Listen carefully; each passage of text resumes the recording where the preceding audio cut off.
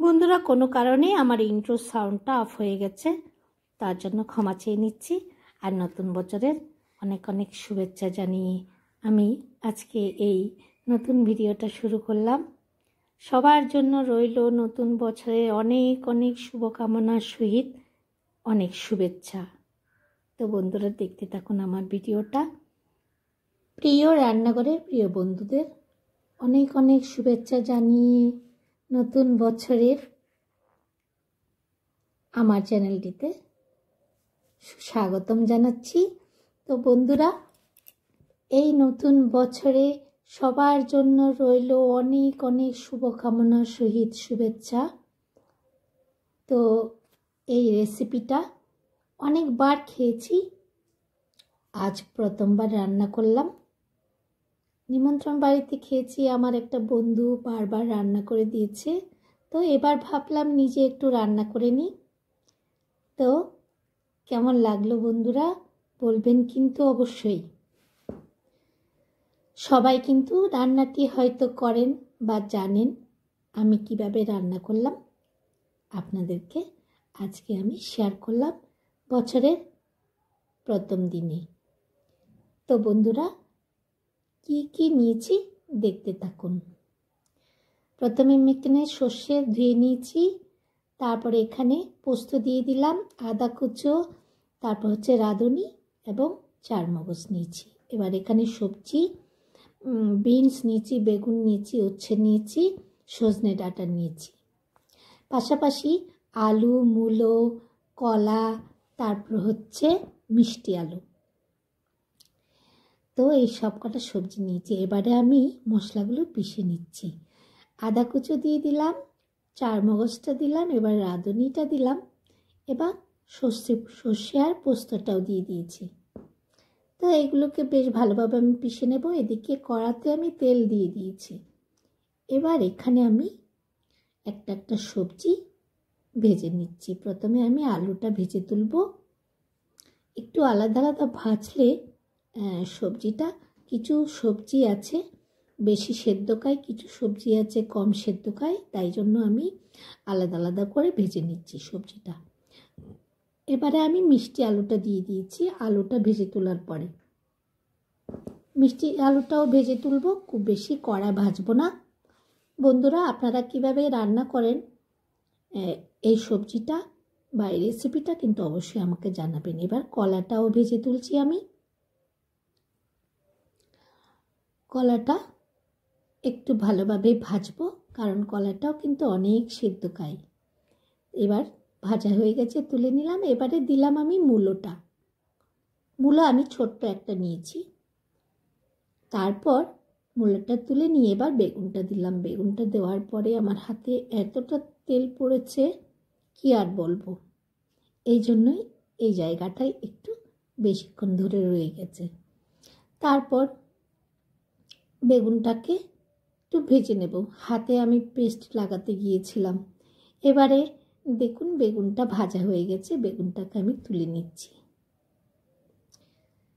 তারপর এখানে উচ্ছেটা দিয়ে দিয়েছি, উচ্ছেটা একটু ভেজে নেব। সবকটা সবজি আমি সুন্দর লাগার জন্য একটু লম্বা লম্বা করে কেটে নিয়েছি। এবারে দেখুন পেস্ট লাগিয়ে নিয়েছি, হাতের মধ্যে অনেকটা জায়গা জুড়ে তেল পড়েছিল। উচ্ছেটা ভাজা হয়ে যাওয়ার পর আমি এখানে কিছু পাঁচফোড়ন আর দুটো তেজপাতা দিয়ে দিয়েছি।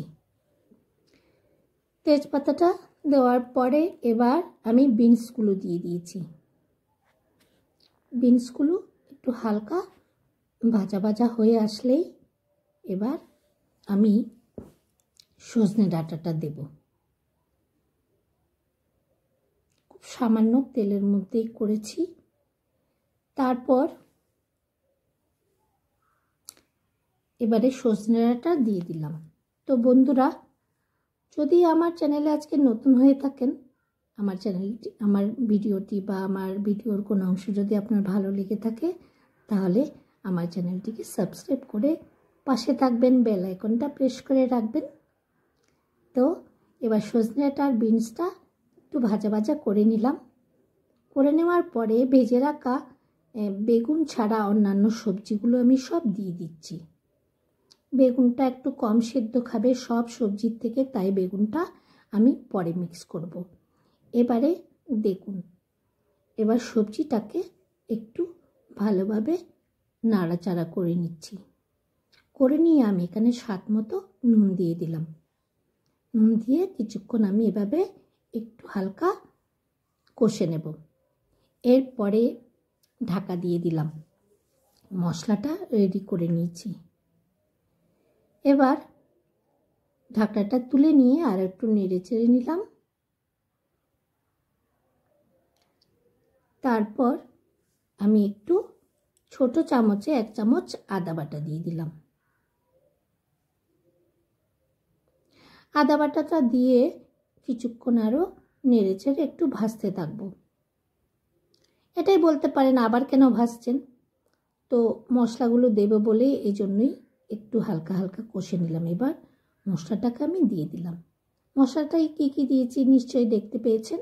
সর্ষে পোস্ত, রাঁধুনি, আর হচ্ছে চারমগজ, আর হচ্ছে আদা কুচো।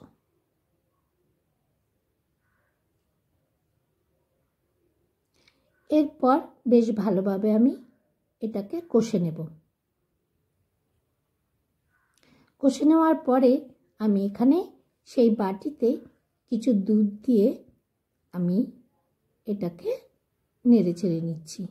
তো এটা আমি জল দেব না, এই সবজিটায় আমি সম্পূর্ণ দুধে রান্না করব। তো এখানে আমি 1/2 লিটারের মতো দুধ দিয়ে সবজিটা রান্না করেছি। সবজিটা সবারই প্রিয়, সবাই হয়তো রান্না করতে পারেন। আমি প্রথমবার রান্না করলাম আর এত সুন্দর হয়েছিল, তাই আপনাদের সাথে শেয়ার করে দিলাম নতুন বছরে নতুন একটা রেসিপি আমার। তো বন্ধুরা, এবারে দেখুন একটুখানি হালকা ফুটে উঠে গেছে। দুধটা অবশ্যই আমি জাল দিয়ে নিয়েছিলাম আগে, মানে গরম করে নিয়েছিলাম দুধটাকে। এরপর আমি বেগুনটা দিয়ে দিচ্ছি, সাথে কিছু বড়ি ভেজে নিয়েছি, বড়িগুলো দিয়ে দিচ্ছি। দিয়ে নেড়ে চেড়ে এবার বেশ ভালোভাবে একটু মিক্স করে নিচ্ছি।